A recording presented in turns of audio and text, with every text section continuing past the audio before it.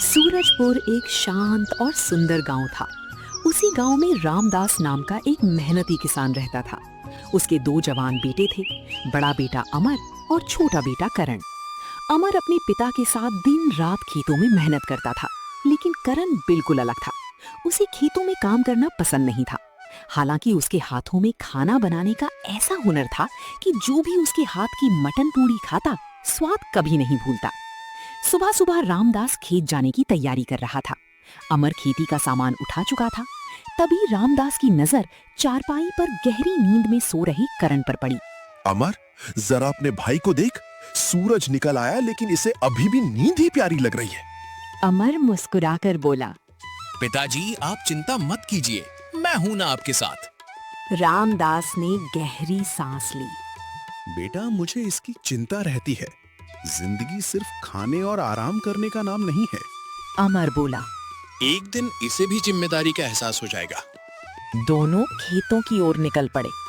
दोपहर तक तेज धूप में काम करने के बाद करण आराम से खाना लेकर खेत पहुंचा। पिताजी, भैया, आज मैंने खास मटन और गरम गरम पूरी बनाई है। खाने की खुशबू से दोनों की थकान जैसे गायब हो गई। रामदास ने पहला निवाला खाते ही कहा। करण, तेरे हाथ में भगवान ने गजब का स्वाद दिया है। करण हंसते हुए बोला। तो फिर खेतों में मेहनत क्यों करें? मैं रोज ऐसा ही खाना बनाऊंगा। रामदास गंभीर हो गए। बेटा, सिर्फ स्वाद से घर नहीं चलता, मेहनत करनी पड़ती है। लेकिन करण ने फिर बात हंसी में उड़ा दी और पीपल के पेड़ के नीचे जाकर लेट गया। समय बीतता गया, करण का आलस भी बढ़ता गया। एक रात अचानक तेज आंधी और मूसलाधार बारिश शुरू हुई। सुबह तक सूरजपुर के खेत पानी में डूब चुके थे। रामदास की साल भर की फसल पूरी तरह बर्बाद हो गई। ये सदमा वो सह नहीं पाए और उनकी तबीयत बिगड़ गई। अमर घबरा गया। करण, जल्दी जाओ, वैद्य जी को बुला कर लाओ। करण बोला। भैया, बाहर तो बहुत कीचड़ है। अमर पहली बार गुस्से में बोला। आज भी तुझे अपने आराम की पड़ी है, पिताजी की जान पर बनाई है। करण डर गया और दौड़कर वैद्य शिव नारायण को ले आया। जांच करने के बाद वैद्य जी बोले। रामदास को गहरा सदमा लगा है। इन्हें शहर से आने वाली महंगी दवाइयों की जरूरत पड़ेगी। उन्होंने दवाइयों की पर्ची अमर के हाथ में रख दी। वैद्य जी के जाने के बाद घर में सन्नाटा छा गया। अमर बोला। करण, अब रोने से कुछ नहीं होगा, हमें तुरंत कमाने का इंतजाम करना होगा। करण धीमी आवाज में बोला। भैया, मुझे कोई काम नहीं आता। काम सीखना पड़ता है, जिम्मेदारी से भागने से कुछ नहीं होगा। लेकिन करण फिर घर पर रहने का बहाना बना गया। अगले दिन अमर पूरे बाजार में काम ढूंढता रहा। बारिश की वजह से हर जगह मंदी थी, कोई भी उसे काम देने को तैयार नहीं था। आखिर गांव के चौराहे पर उसकी नजर हरिराम के छोले पूड़ी के ठेले पर पड़ी। वो अकेला ग्राहकों की भीड़ संभाल रहा था। अमर ने कहा। हरिराम भाई, अगर आपके यहाँ कोई काम हो तो मुझे रख लीजिए। हरिराम ने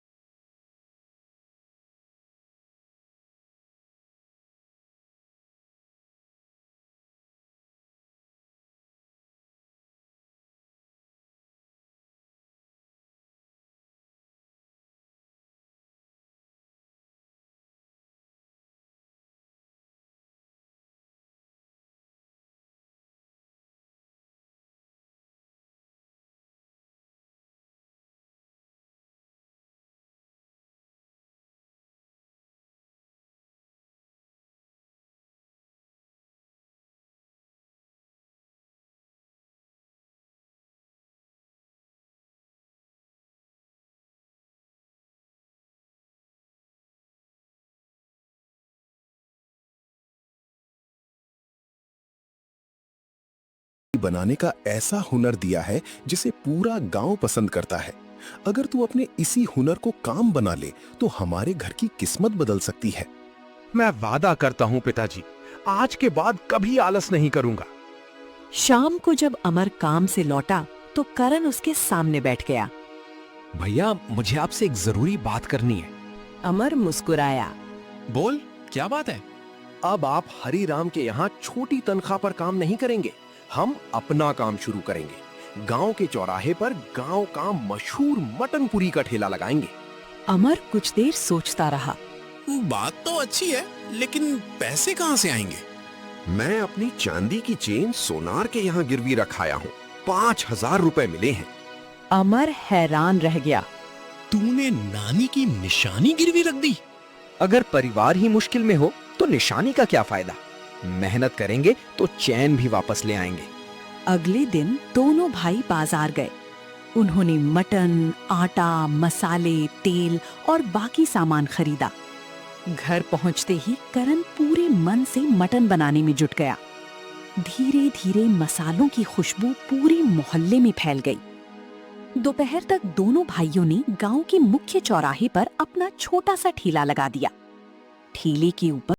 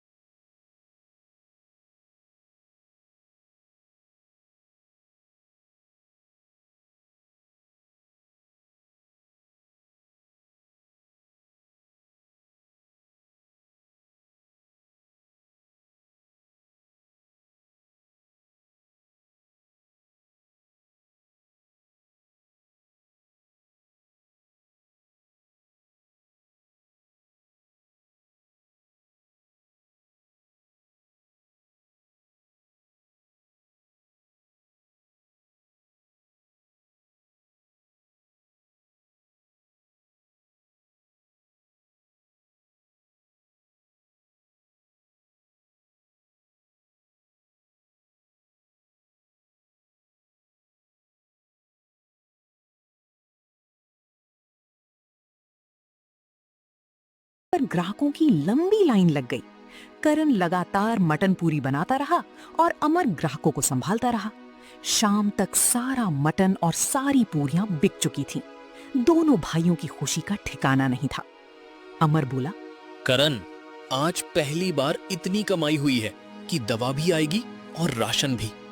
दोनों सीधे बाजार पहुंचे। उन्होंने घर का राशन खरीदा और वैद्य शिव नारायण से पूरी दवा लेकर घर लौट आए। रामदास ने जब दवाइयां और राशन देखा तो उनकी आंखों से खुशी के आंसू बह निकले। आज मुझे यकीन हो गया कि मेहनत कभी बेकार नहीं जाती।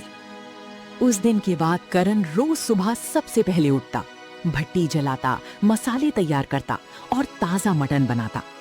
अमर बाजार और ग्राहकों की जिम्मेदारी संभालता। कुछ ही दिनों में गांव का मशहूर मटन पूरी पूरे सूरजपुर और आसपास के गांवों में प्रसिद्ध हो गया। लोग दूर दूर से सिर्फ करण के हाथ की मटन पूरी खाने आने लगे। धीरे धीरे उनकी आमदनी बढ़ने लगी। सबसे पहले दोनों भाइयों ने वैद्य जी का पूरा उधार चुका दिया। फिर सोनार के पास जाकर करण ने अपनी चांदी की चेन भी छुड़ा ली। कुछ महीनों बाद रामदास पूरी तरह स्वस्थ हो गए। अब घर में किसी चीज की कमी नहीं थी। एक शाम तीनों घर के आंगन में बैठे थे। रामदास मुस्कुराकर बोले, आज मैं बहुत खुश हूँ। जिस घर में कभी खाने के लिए अनाज नहीं था, आज वहाँ खुशियाँ ही खुशियाँ हैं। पिताजी, ये सब आपकी सीख का परिणाम है। और भैया, अगर आपने मेरा साथ नहीं दिया होता तो मैं कभी सफल नहीं हो पाता। रामदास दोनों बेटों को देखकर बोले, याद रखना, इंसान की सबसे बड़ी ताकत उसका हुनर और मेहनत है। जो अपने हुनर को पहचान ले और आलस छोड़ दे, उसकी किस्मत बदलने से कोई नहीं रोक सकता।